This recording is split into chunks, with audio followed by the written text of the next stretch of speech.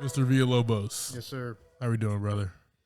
Pretty good for Tuesday night. Yeah, we're recording on a Tuesday. That's my fault. Right. It's the job. Go have that. Sometimes you got to do extra work. Yeah. So Sometimes you got to do the work of other people. this is true. This is true.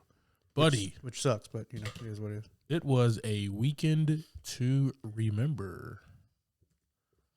Talk to me, sir. Before I jump into my amazing weekend, let's talk about yours. Which is going to be hilarious. I'm ready for it. What was my weekend hilarious? Oh, I'm just ready for it. Go ahead, tell the people, bro. Tell them what you got done. What? I don't know what I got done. You're putting me on the spot right now. I don't know what's happening. Go ahead, tell them about your weekend. Went to the movies.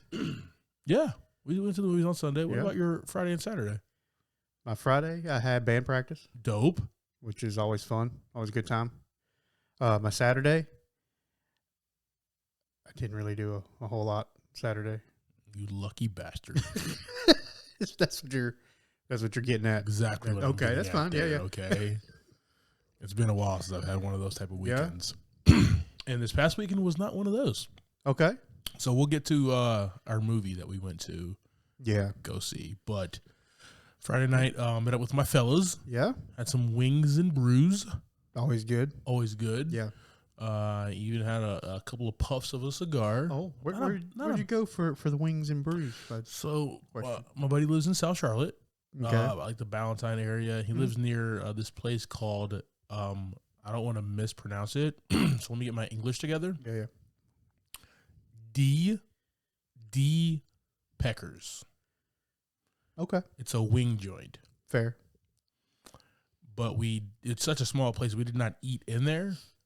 We ordered, took it back to his place, hung out on his patio, and had some beers. Oh, that's and a good that, time. man. Yeah, it was beautiful. It was like 80 degrees out there. Yeah, it was bro. a real nice weekend. Oh, man, it was gorgeous, nice. gorgeous, brother.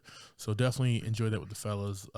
Saturday, my buddy John came down, and we met up with my good friend Lindsay, and we went to Charlotte's Queen Cup, Oh, yeah. which is the steeplechase. Okay. Felt It's like cool. I felt like I was with I don't know what that means. I felt like I was with the one percenters. It's like a horse race.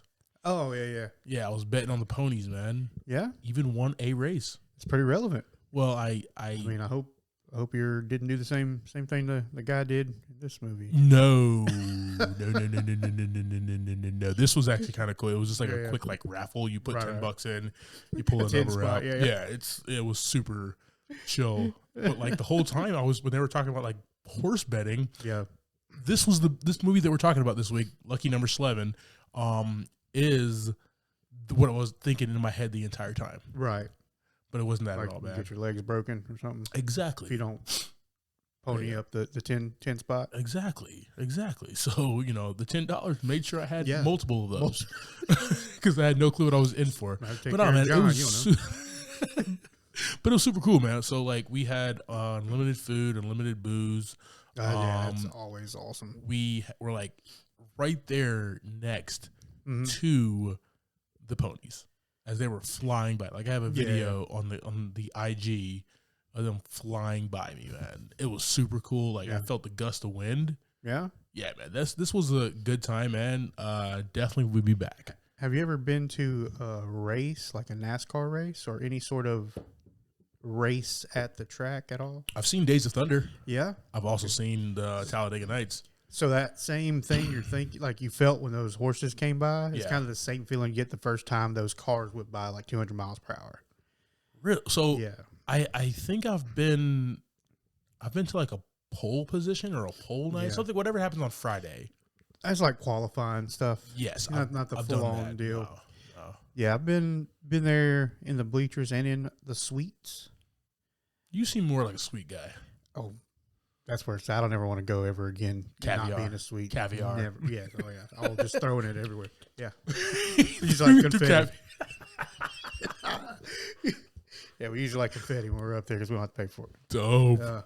But yeah, it's the same kind of thing. Like the first couple runs when they're come by, Yeah. pretty intense. Yeah. Nice, It's real. man. Yeah, we definitely got to get a bigger group to go next year, man. It was definitely fun. Shout out to Victory Chevrolet. I'm not even a Chevy guy, but shout out to them for sponsoring the entire thing. So, Nothing wrong with that. very cool, man. We caught a quick movie. Yes. Well, not a quick movie, but we caught a movie on Sunday. That's a fair statement, yeah. Fantastic Beast: The Secrets of Dumbledore. Not going to spend too much time on it. Yeah. We got it just rolled around. So we'll give But it your quick thoughts. I enjoyed it. I really liked it. Yeah. With the other two and it all intertwining, you know, as these movies do, right? This was the Wizarding World movies. This one just kept me more involved. Yeah. Or these kept me more involved in like the Harry Potters and stuff like that. Just fun. I mean, nothing real childish, I guess. It's kind of feels like it's turned more towards like the older folks. Yeah. Yeah. But yeah, definitely a good watch. Yeah, man. Definitely a good movie. I think Eddie Redmayne and some of the other cast are still signed on to do a few more, like 17 or something. I don't know. Par for the course, right? Par for the course. They got 5 more to do to catch up to the Potters. Yeah, right you know, now. you just got to streamline right into that. You know, we're gonna keep doing this until Dumbledore's beard is down to the floor. So, no, man, definitely a dope flick. Great cast. Love Eddie Redmayne in this movie. In all of these movies, he just has so much heart. Yeah. And he's unapologetically honest in these. But I do want to say this, man. Jude Law, he's just the coolest, smoothest dude, man. Yeah. Yo, All the way to the end. Yo, if you just want to watch this movie just to see like Jude Law like act, Yeah. and just his movements, everything speaks just like sexy, cool, Oh, yeah. bruh, slick. You got the heat on the whole time. Yo, man, he's killing the game, bro. He's killing the game. So, Fantastic Beasts: Secrets of Dumbledore is out right now. You heard it from here from JV and Clyde. Highly recommend. Yes. I got one I saw this weekend that's relevant to our movie of the Ooh, week. talk to me. I watched Looper this weekend. Ooh, okay. Yeah, that's been a minute. So you've seen Looper before? Yeah, this was like just a Netflix recommendation. I was Yeah. like, oh, let Dude, me check that out again. one of my favorite directors, Rian Johnson. One of my favorite actors, Joseph Gordon-Levitt. Oh yeah. With one of my favorite action stars, Bruce Willis. Emily Blunt Emily Blunt is in this movie. and your boy Paul Dano. Dano is in the I dude. mean, he's Dano, not in it for a long time, but he's in it though. but he's in it. He's in it, bro. I highly recommend this. If you like Looper, you like JGL, you like Rian Johnson. I don't know if you've watched Knives Out, but you need to watch the JGL Rian Johnson movie. It's called Brick. Came out before Looper. Fantastic. We'll catch that one. Fantastic. We'll catch it.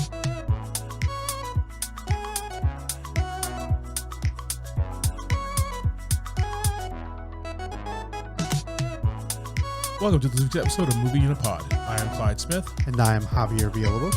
On this week's episode, we're discussing trailers for Dashcam, Bodies, Bodies, Bodies, last week's episode of Moon Knight, and our movie of the week, Lucky Number Slevin.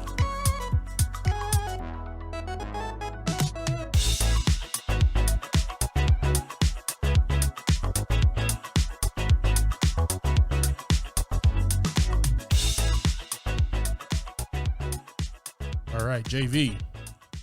Let's talk about these trailers, man. Yeah, I'm just gonna keep saying that we're not in the best season of trailers. I think it's about to pick up, though. I have a feeling.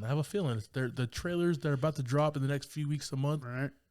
It's gonna be dope. The last few weeks have kind of crept back up. Like there was a very low spot. We were very low. It was a very low spot that it was like, all right, we're just fishing now. And Just at the bottom we're of the just pulling barrel. we're just pulling the worms back up we had on our hook already. But the last few weeks, it's been picking back up. We're trying, man. We're trying. I promise to have some good trailers for you guys next week. But until then, we have Dash Cam. Two friends on a horror-fueled road trip and live stream the most terrifying night of their lives. Just talk to me, Javi. That was it. That you said everything. The trailer was just clips of just like screaming and stuff, nonsense, and just we've seen the Blair Witch Project, right? Yeah, we've seen what was the Alien one? Oh man, crap! It just Matt Reeves directed. Who directed the Batman? The Alien one, Steadicam, Alien one. Oh, it's like the Cloverfield. Cloverfield is the name of the movie. Yeah, and then we had it's a Tuesday night, guys. Sorry. Then we had the superhero one. Kind of, was it Chronicle? Chronicle. Yeah. Yes. So we've had quite a few. Yeah, and those were probably better than this one. Yeah, definitely. Definitely. From what I've seen, yeah. Definitely. We'll throw this on our trailer. We'll throw this trailer on. It's Tuesday night, guys. I'm sorry. We will throw this trailer on our socials and let us know what you think. Yeah. Will you be in the theater for Dash Cam? Will you even sit on your couch to watch this movie? Was it this one or the other one that's theater and streaming? This is theater and streaming. Yeah. I'm gonna peek in at it. I want to see what it's about. About 15 minutes, like we did Armageddon. Just curious, man. Just curious. We've had a lot of feedback on Armageddon. We're not the only ones who have watched Armageddon. Okay, some of our listeners tuned in for the first time, and some of our listeners said, "Dude, that is a dope movie." It is. Did you finish it? Armageddon? Yeah. No, I didn't. Well, I finished it, but I just zoomed. I was zooming through it. Gotcha. I didn't watch every second of it. Gotcha. But yeah, interesting. All right, let's move forward here. Bodies. When a group of rich 20-something-year-olds plan a hurricane party, didn't know that was a thing, at a remote family mansion, a party game turns deadly in the fresh and funny look at backstabbing fake friends and one party gone very, very wrong. Right. So hurricane party. Did you look up what that is? I have no clue. Okay. No, I did not. I didn't look it up either. I just assume it's let's all get together while some bad stuff's going down or something. I don't know. Hurricane party is a social event hosted by people in the coastal United States who live in a hurricane alley between Maine and Texas. So, yeah, when the hurricane's happening, people hunker down together. Right. I don't think they cared that it was a hurricane because they were just like it's just the kids in their family mansion. So Pete Davidson's in this movie. The weird, talented, funny Pete Davidson is in this movie, correct? Oh, that might be the only reason I would turn it on. The trailer wasn't too good. It was better than Dash Cam. But it's kind of, I don't know if it's like a real horror or if it's like that comedy horror. Yeah. Not really sure where it's going yet with this one trailer. So, it's funny, man. So, we're both 35. And, the movie that spoke to our youth was Superbad. Agreed? It spoke to our youth, right? 100%. That was our movie of, our niche generation. Yeah, that thing's on repeat all the time. Yes. And there's a formula to these things. There was The Breakfast Club. There was, all these movies growing up, Ferris Bueller's Day Off, right? That spoke to that niche of teen or young adult or whatever. And you have these movies who try to speak to that for every generation. The TV show Euphoria does a really good job of that.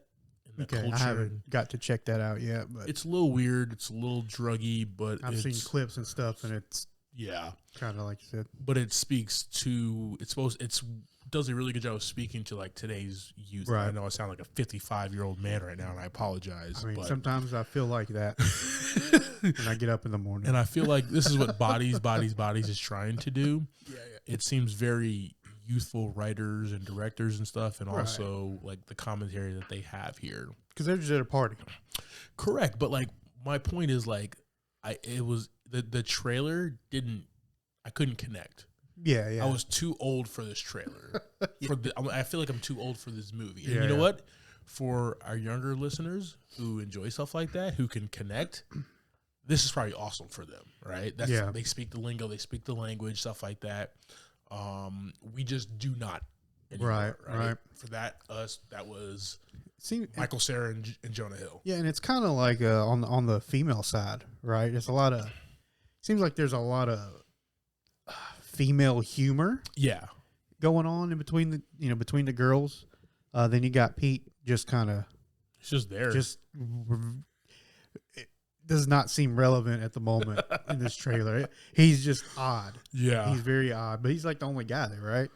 Yeah. I don't think I saw any other guys in the trailer. Not in the trailer. I did Yeah. not see any other guys in this trailer. So that tells me, one, like, is he their age? Is he like the older brother? Is he like just hosting? Is it his mansion? Like, what's the deal? Is he playing Pete Davidson? I have a lot of questions. So That's actually pretty funny. If he was just Pete Davidson at the rich party, that would be pretty funny. That would be awesome. Guys, so let us know what you think about Bodies. We'll throw this on our social medias as well. Will you be in the theater for this one? Check it out. The best episode to date So good. of Moon Knight. I watched it when it hit, and I actually just watched it before the pod today. Nice. Because I just wanted to refresh on it, but it's just fresh. so good. It's fresh in your head. It's just so good. It was just such a good episode. All right, talk to me about this big ass talking hippopotamus.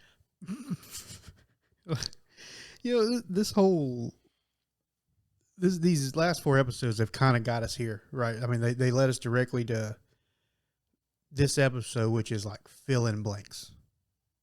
Yes, This episode is like filling in the questions we've had, like we were asking, can Mark and Steven actually talk on a regular basis?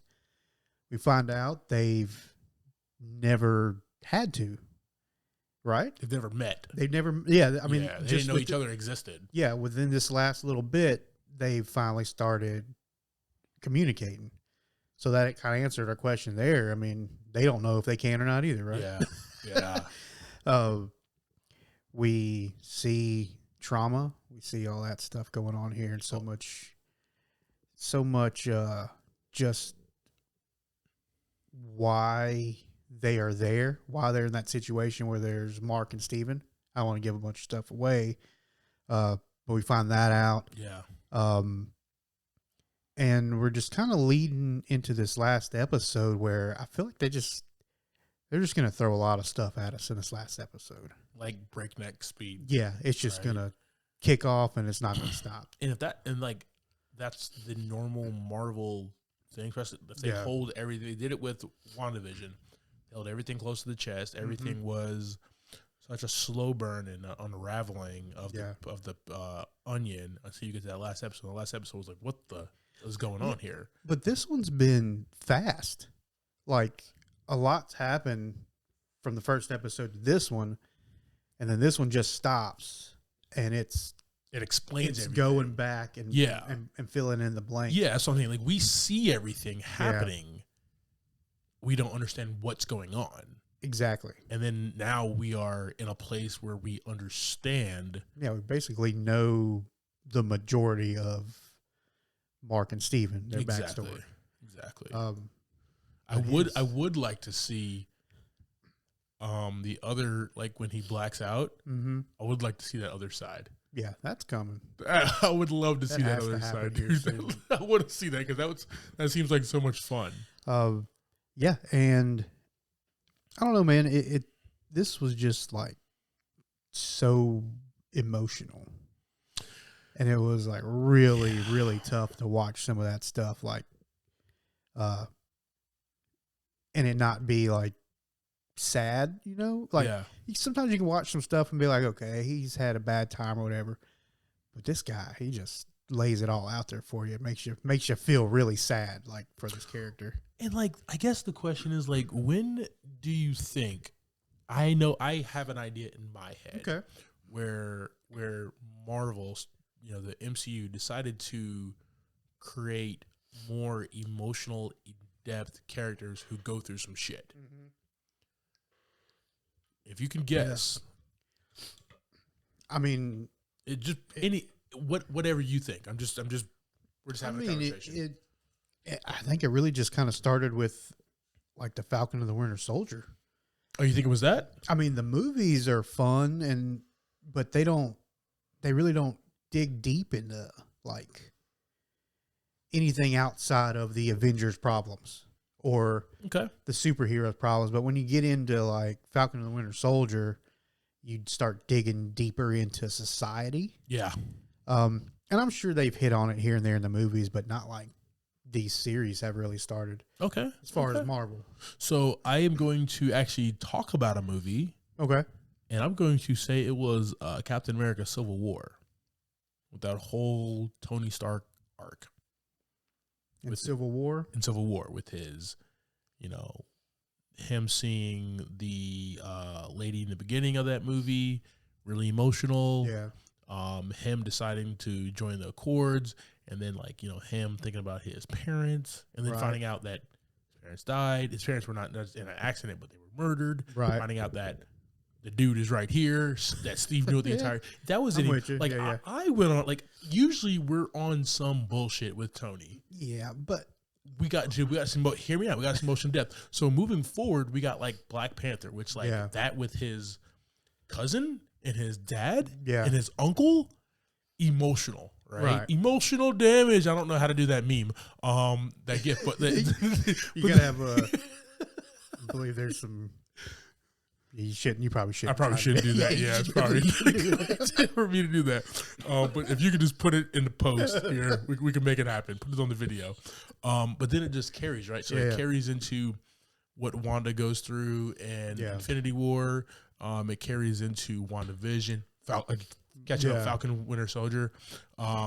Loki realizing that he's in a weird ass world. I guess we're kind of talking about two different kinds of emotional situations. Gotcha. Because I feel like that's still like superhero stuff.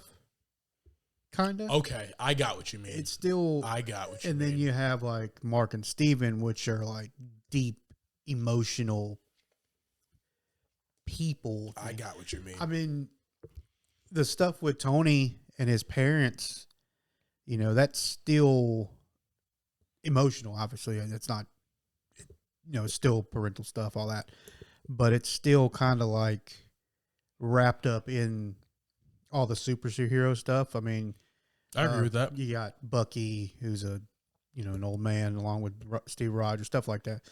I mean, we're saying the same thing, but just looking at it, coming at it from two different yeah vantage points. I got you. Yeah, I agree. Yeah, that's true. They did have a lot of intertwining emotional stuff in those movies, and I like this MCU.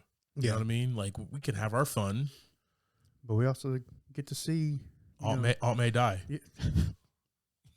I had to go there.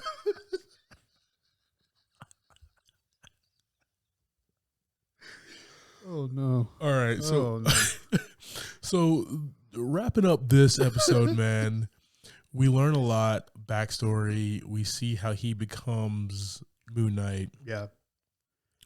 And we see we also see like who the actual real person is, who the made up who he was born as. Yeah. Right.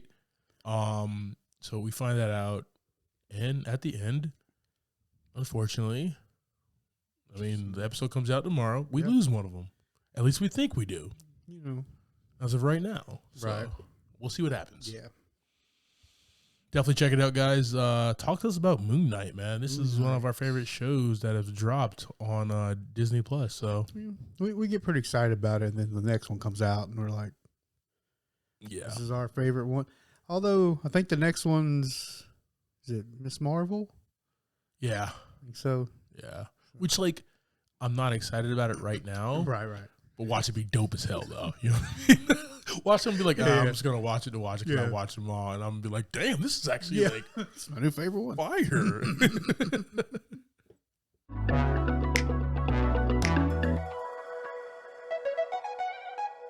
All right, now we're going to get to Lucky Number Slevin. All right.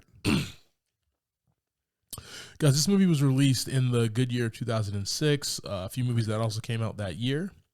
She's the Man, The Prestige, a great magician movie. Yeah, it's a good one. Employee of the Month, Poseidon, Accepted, another Jonah Hill flick. ATO with my man T.I. and Chris Breezy. Oh. I think Chris Breezy was in that movie. I know definitely T.I. was. Mm-hmm. In the Edward Norton magic movie that I loved, The Illusionist. Nice. That was a good movie as well. That had the beautiful Jessica Biel. Employee of the Month, definitely another one. That's a Dak Shepard one and Dane Cook. Fantastic. Dak Shepard's in that? Yeah. I did not know. I seen that movie. I don't remember. Was it Jessica Simpson's in that movie, right? Yeah. He's the counterpart to Dane Cook. He's the one that's really good and fast at the cash register. It's Dax. Dude, so when we talk about Dak Shepard, okay, I only remember him really from two movies. Okay. I always am going to remember him from The Judge because he just throws up. Yeah, all the time. And obviously Without a Paddle, his first flick. But yeah, he's been in and obviously we've done a movie that he's starred in and directed. Yeah. But those are the two biggest roles that I will remember him always. Yeah.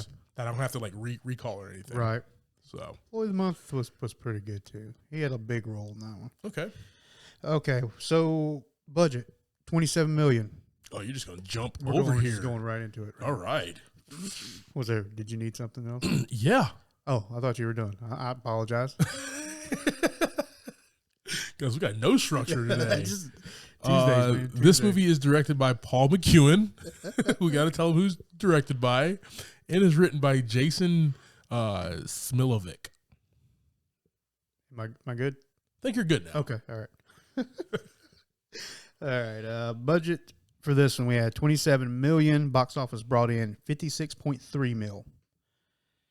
Starring in this movie, we have Josh Hartnett as Slevin Clevera, Bruce Willis as Mr. Goodcat, Lucy Liu as Lindsay, Morgan Freeman as the boss, Ben Kingsley as the rabbi, and our man Stanley Tucci as Detective Burkowski. The Tooch might need to go back here. Yeah, we'll get something for you. We'll get you hooked up. Tooch needs to go back here. Why don't we like bald, beautiful white guys, old white guys? I don't know, but we do. You know, just all over the room, just on every wall, just bald white men. Oh, dude. Go ahead and give me a quick synopsis of the movie, man. I want to jump into this. All right. We also got one in this cast, Bruce Willis, too, just FYI. Yes. So, Slevin Clevera gets caught up in a case of mistaken identity, which puts him in the shoes of a gambler named Nick. He owes a couple of very powerful people money. And as we see as Slevin's story plays out, he seems to be in the middle of all this mess. You know, he seems to be caught up in this chaos, doesn't know what's going on. But we actually come to find out he's actually in control the whole time. Dude, yeah. And unfortunately, the Tooch dies. Yeah. Very unfortunate. I thought he was going to be the only one that survived, but nah. Everybody gets it. Everybody.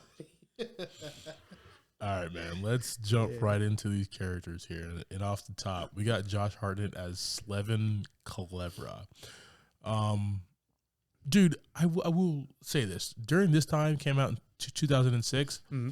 I was probably the biggest Josh Hartnett fan. Oh, yeah? I wanted this guy to do everything. Right. Okay? This guy could have been Batman, could have been Superman, could have been like just the greatest detective of all time, could have been Sherlock Holmes. I don't care. Like, I just put this kid in movies, right? Yeah. He's tall. He's good looking. You know, he has just a great voice. He's just fantastic in this role. Yeah, just chill. Just kind of keeps you kind of, I don't know if you'd say aloof the whole time. Yeah. Is that a good word? It's a very good word, All right. actually. Yeah, it keeps you like that with the way he's talking, and it doesn't lead you to anything, right? He plays a very, like, he has no clue what's going on. He's just there. right. Right. And you know the entire, like, you don't know the entire time, but it's as everything unfolds and unwinds. And these are the type of movies that I love. Yeah, you don't know nothing. You know nothing. Rest. About what's going on, and you just start learning more and more and more and more, right? But his character, though, man, he is, like you said, very chill, but also very inquisitive as well. Mm-hmm. At least seems to be, right? And he's playing a part right there, right? He kind of leans into this, even though he keeps saying that he's not Nick. Yeah, nobody believes him the entire time, and like. That's the point. Yeah. Right? Like, he's playing into everybody's hands. Yep. Yeah, he does a great job of doing that. We come to find out that he's like this, like, expert assassin. He's this super badass assassin who... Trained by the best, right? Trained by the best, man. Like, when he took that first kill shot that we saw on camera, wait, what? I'm sorry, what? Where... Because you got to remember, like, I saw this in 2006, and, like, it wasn't as easy for us to just know exactly what's going on. So we just went to go see the movie, right? Yeah. And just that pinpoint accuracy and just the look on his face and how he was holding that pistol, took that shot like, oh, dude, he's a professional. I was not ready for that. Yeah. But then he has, like, a really cool side about him where, like, he is liking this girl, kind of getting involved, and like you see that's the real Josh Hartnett's character, right? Yeah. Like, he's playing a part over here with the rabbi and the boss and the other guy and their henchmen, but I think with Lindsay, he's his real self. Yeah. And I think you can kind of see some cracks when she kind of asks him to dinner and stuff like that, and he's just like kind of thrown off because, like, that's not a part of the plan. Correct. Which we don't know. It looks like he's just kind of, it's just happening. Let's do it. Exactly. Yeah. Exactly. Good deal, man. We got Bruce Willis as Mr. Goodcat / Smith. Talk to me, dude. So he's just kind of creeping around for a little while. He's creepy as hell in this movie, dude. Yeah, he's just like, for the first hour and a half of the movie, he's just there for seconds. Like, very quick conversation, and he's just back in the shadows being creepy. How about that stash though at the end of the flashback? Oh, that stash though. 1979, baby. Yeah, he plays a big part in the whole plan, right? But we don't know. It's just like he's kind of a double agent, I guess you'd say. Yeah, he's this creepy assassin. Yeah. And he seems like he's the bad guy kind of the whole movie. Yeah. But that he's working the angle. Yeah, working the angles from both sides. Yeah, yeah. You knew something was up when you see him after Josh Hartnett's character Slevin leaves the boss, and you see Mr. Goodcat Smith or whatever you want to call him come out of the side, they have a conversation. You're like, okay, well, he's probably going to kill Nick or do something weird. Something's going to happen. But then when he does the same thing at the rabbi and comes out, all right, he's working both sides here. Yeah, he is definitely a double agent doing something. And the movie does a good job of keeping them in their places, right? I mean, even when Slevin sees them, you know, he acts like, oh my God, this guy can see me. He shouldn't see me. Yeah. And who Lindsay, when she takes his picture or whatever, he's like, oh, that's just some guy. So that never seen him before. Yeah. That does a good job keeping him still looking like a outsider from the whole situation. It's a different Bruce Willis though, and it's like Bruce Willis that like I enjoyed, because Bruce Willis has a mouth on him. I mean, you watch the Die Hard movies, you watch anything that he does, right? Bruce Willis has a mouth on him. He's gift of gab, big smile. He just got one of those voices. Fills up the room. In this movie, he is quiet. He is reserved. He's a man of few words. Yeah, and like. But I enjoyed it. It was creepy. Yeah. And I enjoyed it. Even though he's clean cut, he's a very professional. He looks very professional in everything that he does. But it's just that his demeanor just was really like off putting. And I'm like, he's just like he's just kind of like behind a little post and he just peeks out. All right. We have Lucy Liu as Lindsay. She is Nick's neighbor. Mm-hmm. And she finds Josh Hartnett's character, Slevin, in that apartment, and his whole backstory that he is Nick's friend, and Nick called him, and obviously he's playing a part. He's lying to her. She's just being nosy. She just wants a cup of sugar. Yeah. Can I get a cup of sugar? And that's how it kind of starts. But then it quickly. I love this movie. I wonder if like that's real. You know what I mean? Like, do conversations like that really just like erupt and go off like that? 2006 was a different time. It was a different time, brother. It's a lot different time. It pops off real fast. I mean, when they become really close and they start trying to figure out what's going on with Nick, where's Nick at? Yeah. I mean, she's in it.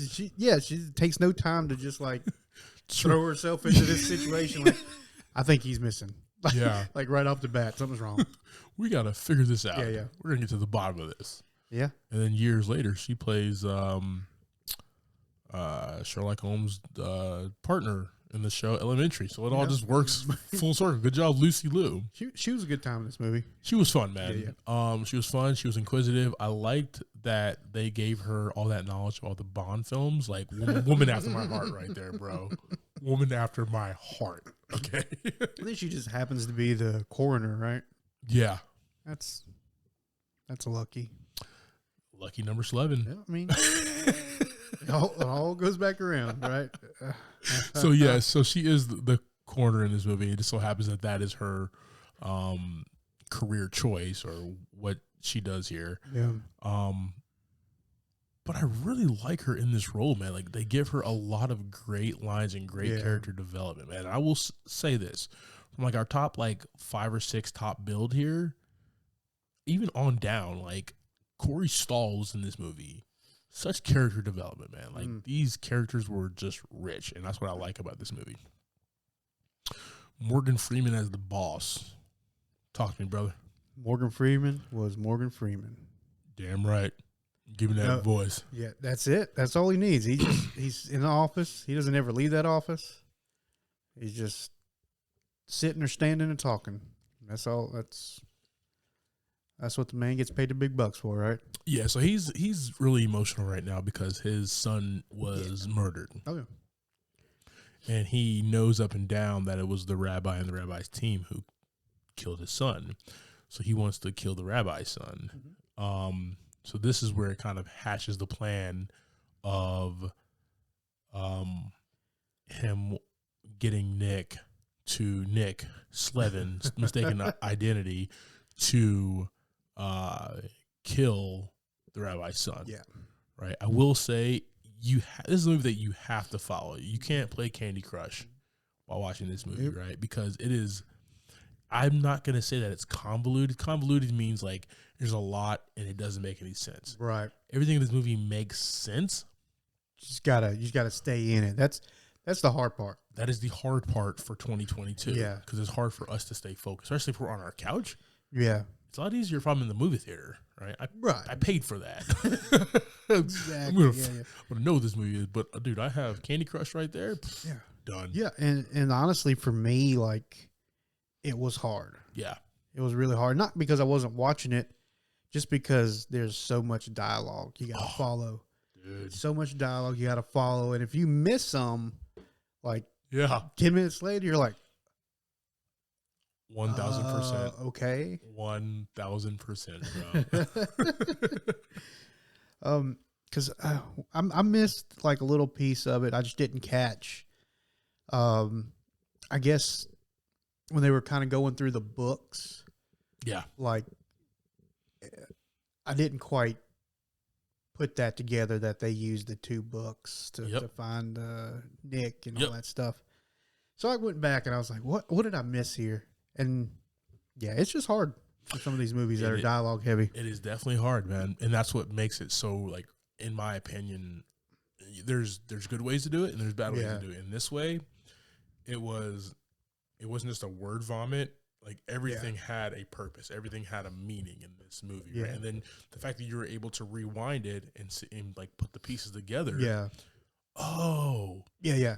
You know, even going back to something where even that emotional toll for Morgan Freeman's the boss character, like his son dying, even calling that back, and him and the rabbi finally being together and having that conversation. And that wasn't the movie's fault. That was more my brain's fault. You know, because it's there. But you are the average, like me and you are the average movie watchers, right? Moviegoers. And because of this now, we are maybe a little above average, but we still take the approach of the average movie watcher and viewer. Yeah, I mean, we're watching it for a little more of a purpose than just like putting something on. Yeah. You know, so, but yeah, it's a windy road to get to the end of it. But the payoff is just so. Oh yeah, chef's kiss, we'll man. talk about that. We got Ben Kingsley as the rabbi, and he is the other big mob boss in New York. Yep. We have the boss, who is the black mob boss. We got the rabbi, who is the Jewish mob boss. Right. And it's Ben Kingsley, man. It's Sir Ben Kingsley. What can this man not do, right? He does it all. Right. Marvel movies. He plays Gandhi. Plays the rabbi in this, man. He does it all, brother, okay? Yeah. And he does it fantastically.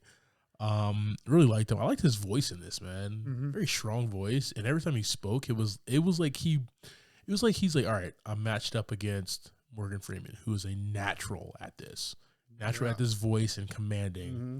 I got to bring it as well. And he does. Thoroughly enjoyed that, man. But he does everything in his power to protect his son because he knows that the boss's kid died. Yeah. And I love it in the movie. They don't talk about that he did it or did not do it. It was just that it's a known fact. Yeah. Yep. But he does everything in his power to protect his kid. So I thought that was really interesting and really fun. Also, they're just putting, like, it's Smith in the background or Good Cat in the background putting the pieces together and having Nick Slevin in there, man. So like you said, there's a lot of slices to this. This is big onion. Mm-hmm. But there's a lot going on here. Let's talk about him, bro. Legendary. Yeah. The Tooch. I loved him in this. I loved him in this role because I did not expect that. Yeah. I didn't look at the cast or anything before I watched this movie. Good. So, remember the little video clip I sent you? Yeah. Yeah, that was before we watched this movie. I didn't know he was in this movie. It was just fun. So, yeah, he just kind of pops in, but just strong right off the bat. Really holds his position, I guess you could say, through the movie. Yeah. He's like in command. He's the one that's leading this thing. He never kind of falls behind anybody else. But it's funny, like with the Lindsay character, because they know each other, and then somehow they never actually find out each other is involved with any of this. Well, she knows, but he doesn't know. Yeah. But yeah, he does a good job of being that detective, being that commander.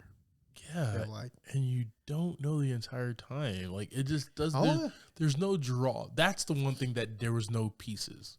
No, right? You had no clue. You know that the traumatic incident in the beginning, there was a lot of parts. There's a lot of moving parts with that traumatic incident. Yeah.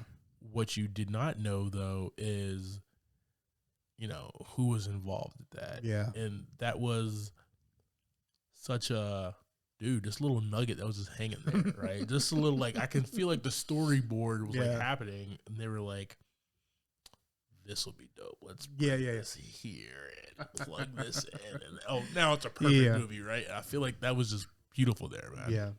Good full circle. But he was really cool, man. I like, because he played very well against Josh Hartnett's Slevin, right? Wanted to know information. Played the good cop, bad cop. Played all the cops. Yeah, I just loved it. I loved it.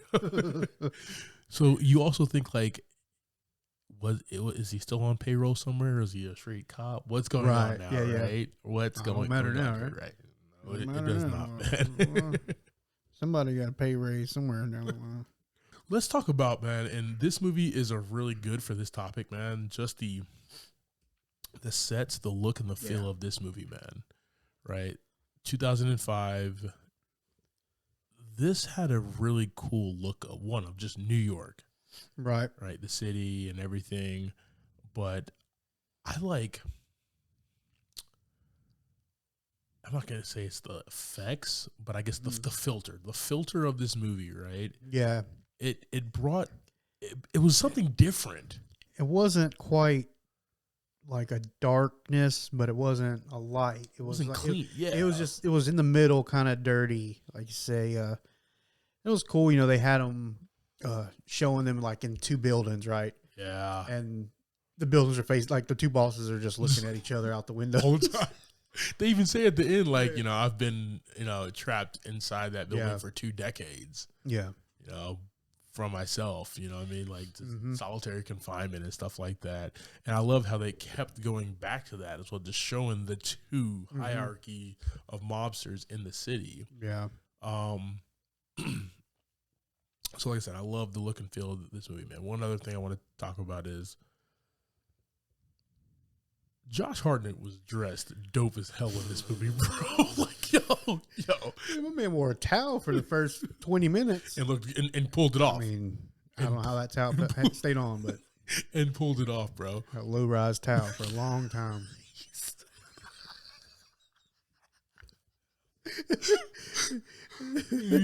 He had some Abercrombie and Fitch low-rise towel on, bro.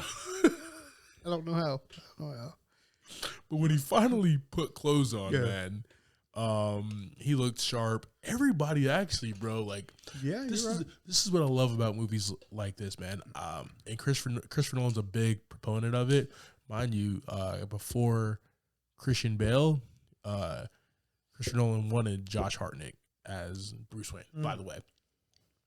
But he didn't want to play a superhero or anybody at that time. Yeah, big mistake. Because Christian Bale's like one of the biggest movie stars in the world now. But that's beside the point, though. Playing all kinds of characters now. But Christopher Nolan's a big proponent of guys in suits. If you look at all of his movies, he likes men in suits, men in dark suits. This movie was the same exact thing. Put guys in really dope looking suits, man. It was Josh Hartnett, right? It was Good Cat. It was the boss, the rabbi, all the henchmen, man. Everybody was dressed to the nine. That brought an aesthetic to this movie that I really enjoyed, right? Nobody was lazy. Nobody was boring. It brought in that kind of gangster that old school, that Godfather type gangster movie, you know what I mean? An old school, like, Italian, and I really enjoyed that they kept that kind of style. Even the Jewish guys, Saul and the Mute, like, they had their threads. They had their threads, bro. The threads were nice, right? Everybody was dressed. Yep.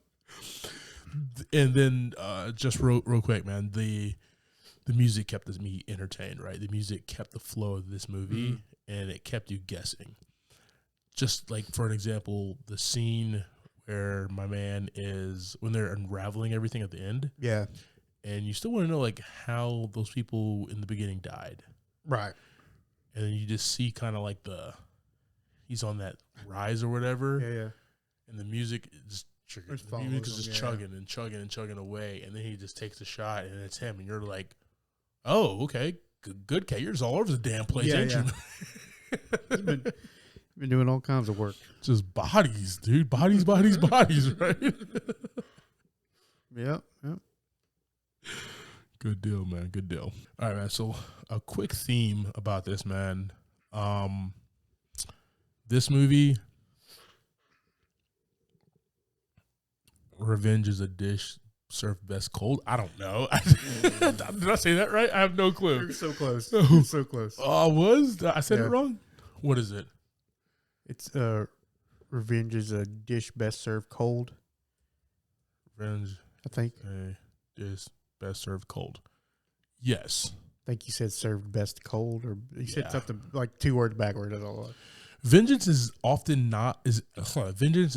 more satisfying if it's not exacted immediately. Yeah.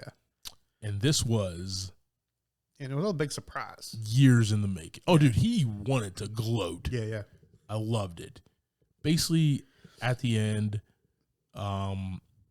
we talked about how the rabbi and the boss are in these 2 buildings where they look at each other and they're miles apart, not miles apart, but blocks apart, but they can see each other.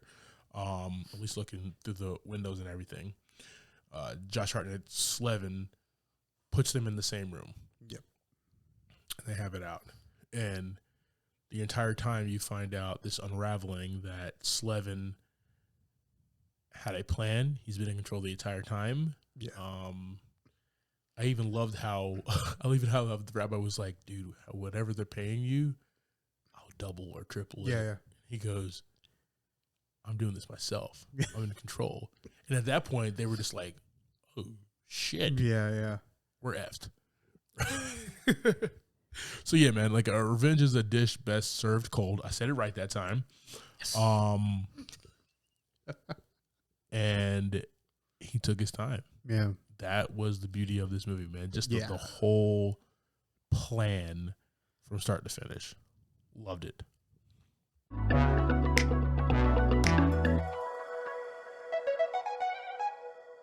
All right, guys, so that is our conversation about Lucky Number Slevin. Javi, this was your first watch for this movie, right? Yeah.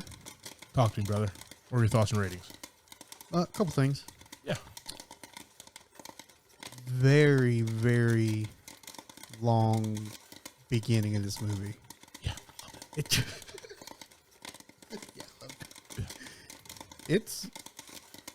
It's good, but it's that, like we said, that dialogue heavy stuff that sometimes it's hard to sit through. You got to figure out what a Kansas City shuffle is, bro. That's what we had to lead on the whole time. And you're right. That's exactly what the whole movie is about. It's a good movie. Everybody's really good, and all the actors are great. Like I said, that initial start to like really piece the puzzle together, it was a lot longer than I thought it was going to be. It took a while, but once it twists, it really like takes off real fast. Yeah. My rating on this one's going to be 3 out of 5 buckets. Okay. I think this is more of a Clyde loves movie than Javier loves the movie. You're damn right it is. But it was a great Yeah, man. What about you, man? This is in like the top 10 for me, man. Oh yeah, like top 10, top 15, bro. I was trying to do the list late last night to figure out like where it is because I wanted to actually pinpoint it. Yeah. It might be in the top 12. Like to break it down, man. I know we've talked about this before. For me, it's like that pop, like the puzzle's done.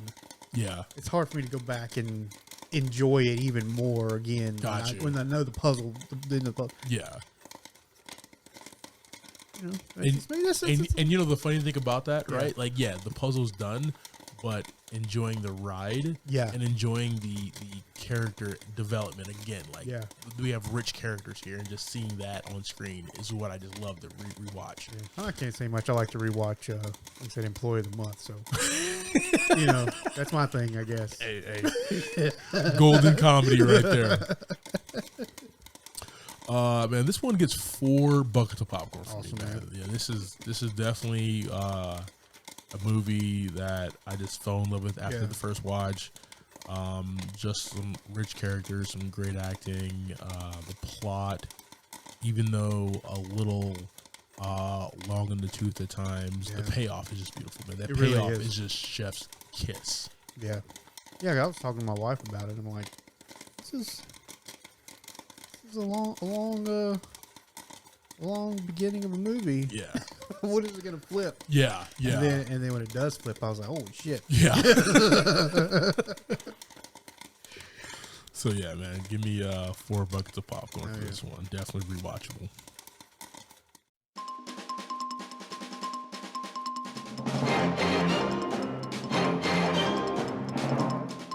All right, team. We kind of want to do something new around here, something fresh, right? We talk about trailers, we talk about movies, we talk about our favorite, usually Marvel TV shows. Yeah, that's it. We don't talk any other TV show. We need to though. We need to expand. We probably won't, but we need to though. One's just got to slip in though. We got to get one to slip in. Yeah, and we'll figure it out from there. Outer Range with Josh Brolin's actually really good. Now there is quite a few shows that are dropping seasons right here around the corner that we'll probably talk about a bunch of. Let's go. Yeah. But guys, we want to talk some movie news for you, okay? Ooh. So this is a new maybe segment that we're thinking about adding. Let us know your thoughts. Yeah. So we got 3 subjects here, man. We're going to start out with Margot Roby in the Barbie movie. Talk to me, Javier. Did you read anything about the plot at all? It's wild. I don't know what to expect. Like, so she's from what I read, like this little article was like she's exiled from Barbie Land. Is that what you read? That's exactly what I read. So she's gonna have to figure out how to be just a normie like the rest of us. We're normies. I mean, she's Barbie. I mean, how's she gonna fit in? I don't understand. I don't understand how it's gonna work. And I think it's gonna be fantastic. She'll do her thing as she always does. Hopefully bring it around to a good portrayal that we enjoy, not just something super goofy. Yeah. I guess, what are your thoughts on that? The first image is her in her, classic pink convertible. Oh yeah. And it's the beautifully talented Margot Roby. Yep. Will this be a good movie? She's going to be fantastic herself, like acting. Yeah. Okay? Like yeah. Margot Robbie brings it in everything. So we'll definitely get that from her. The plot point as far as being kicked out of Barbie Land and having to live a normal life and everything. We'll see, man. Yeah. It's been the fish out of water has been done before. Yeah. All the time. Yeah. All the time. Yeah. So many times. But will it work here with this? It's, I don't know if they're trying to do like a Mattel universe. Who knows? Everybody's trying to do universes now, right? Mattel universe. Oh my God. So who knows? That would be wild. This is the Iron Man for the Mattel universe, right? Oh yeah. Guys, so I'll throw this on our socials and everything so you guys can talk about this. But yeah, we have an upcoming Barbie movie. Hopefully, do we know when about that's upcoming? I think 2023. Okay, so we should be seeing some trailers coming. Yeah, coming towards the end of the year for that. Cool. Oh yeah. All right, guys. Got some bad news here, right? We're not going to always bring you good news. The Spider-Man Across the Spider-Verse Part 1 is pushed back to 2023. We're supposed to get that later on this year. There's still going to be 2 parts, so we're going to get Part 1 and Part 2. Don't know if they're going to push back Part 2 yet. Probably, but pushed back like 8 months, isn't it? Yeah. Something like that. Yeah, but we're going to definitely get these movies later than expected, unfortunately. So, do you know if they're behind, or is it just they want to just not? I think what it was, man, is maybe some changes or something. So studios like have set dates for certain releases, right? So big tent pole releases, they do it in different subjects. So they have their rated R movies. Yeah. They have their biggest section, which is PG-13, and they have their PG, and then they have their G, right? So, and they have these set dates throughout the year about when these drop. The big budget comic book type big draw movies is always going to be normally the summertime. Yeah. or Christmas. Fair. Those are the two biggest draws for those. Love a Christmas theme. I love a Christmas theme. I love a Christmas movie. Like, and I call them Christmas movies. I just love going to the movies on Christmas a day. It's my favorite thing. I just love a movie that has Christmas in it. Doesn't have to do anything with Christmas. Just as long as there's some decorations and some music. Fantastic. Hawkeye favorite. That's awesome. Let's go. But yeah, this one's getting pushed back there, and I think they just weren't expecting, and I don't know why. I don't know why Sony was not expecting this, but I don't think they were expecting No Way Home to still be crushing it the way that it's doing. Gotcha. Okay, I don't think so. You don't want to stack things. Yeah. I mean, then you got just everything else this year, but it also all got pushed back. Like, I guess it's more of a domino effect at this time. Yeah. You know, with everything losing time and being pushed back. And that's what studios do. Yeah. All right, guys. Last thing we want to talk about here is, good God, years in the making. Years, guys. James Cameron's Avatar came out in 2009. Okay. Yeah. We're getting, unless it's pushed back, we're getting James Cameron's Avatar sequel. It feels like this thing should already had like 2 movies out already, right? At least. Yeah. At least, man. The cool thing, okay, so it's titled it's called Avatar: The Way of the Water, and that's going to be the sequel. And it's supposed to come out Christmas of this year. We have the title. I like the title. I don't know what The Way of the Water means. There was no hint of anything water related in the first movie. No. They're in a tree. They were in a tree most of the time. In a floating trees at that. It was living in water. Like, they weren't like floating in water. They were just in the air. Yeah. Yeah. So this is going to be interesting. I assume it has something to do with like what the concept of it is where they got to like leave their home and go somewhere else. Yeah. Right. Yeah. Whatever that is, the cause of that is something to do with water. Something to do with water. But man, so many years. It's been a while. Even the actors were commenting on that. They're like, yeah, we're doing a sequel now. It was like, I'm so much older. Sam Worthington is not a young man anymore, right? Right. I think he was already talking about like pushing that when he did the first one. Dude, yeah. So the thing with James Cameron, right? And if you've seen any of his movies, if you've not seen Titanic, you've been living under a rock your entire life. Watch Titanic, 1997. He has to have the best visual effects. Yeah. The Abyss, Terminator 2, Avatar. He kept on saying, I've always had the idea for Avatar, like even like in the 80s and 90s. Yeah. Technology's not there yet. That's crazy. Technology's not there yet. To that 2008, 9 rolls around, technology's there. Let's do this movie.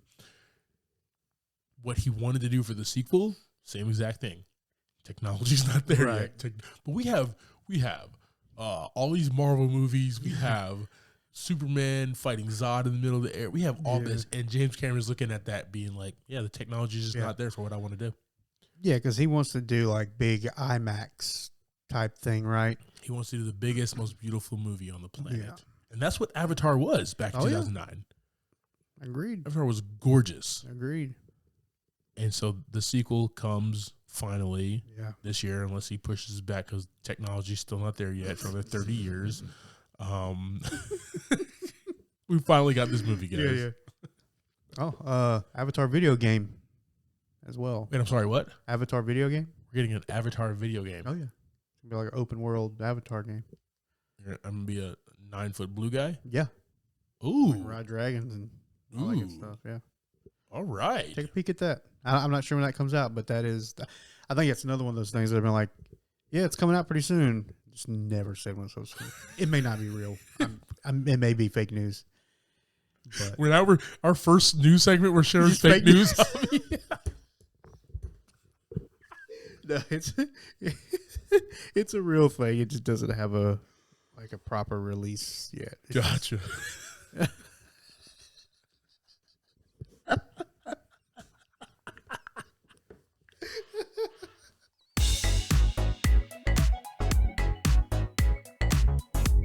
Thank you for subscribing to this week's episode, talking through Lucky Number Slevin. Next week, we will be discussing Bridge of Terabithia. And that's streaming on Amazon Prime. I am Clyde Smith, and you can find me on Twitter and Instagram as I am Clyde D. Smith. I'm Javier Villalobos. You can find me on Twitter and Instagram at Mr. J8200. Thanks, guys. Appreciate it.